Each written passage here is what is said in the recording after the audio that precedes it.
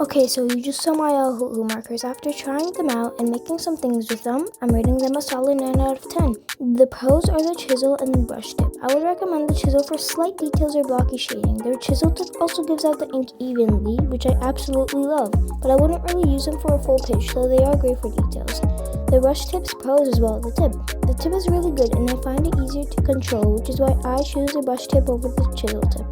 Another pro is that it's a lot more easier to fill a full page because the brush tip is built to have lots of movement, which makes it really versatile. Another pro is the color swatchy and the marker pad. I know it's necessary for them to provide it, but I appreciate having it, especially the marker pad. The color swatchy is also really useful. Whenever I draw, it is a must to have, so I can plan on what colors to use because the caps don't fit the marker's actual color.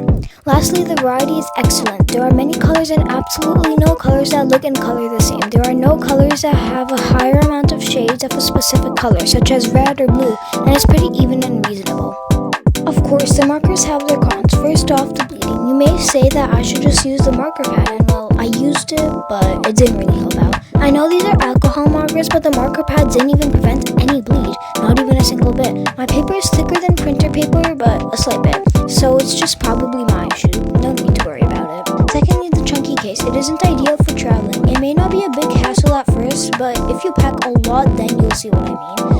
It also takes up a lot of room, which is an issue for me. I love displaying things I like, but because of how chunky the ohuhu case was, I had to put it in my jar.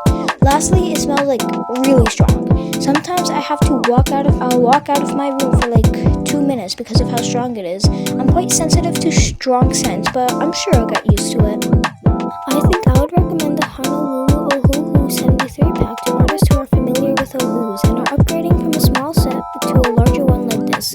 I think the set would fit intermediate artists who are now finding a larger passion in art. I don't recommend a large pack like this to new artists, and instead start with a smaller one, such as a 24 pack or 48. If you like them, that's great. If you don't, that's perfectly fine. I am planning to make more art videos, so I guess alongside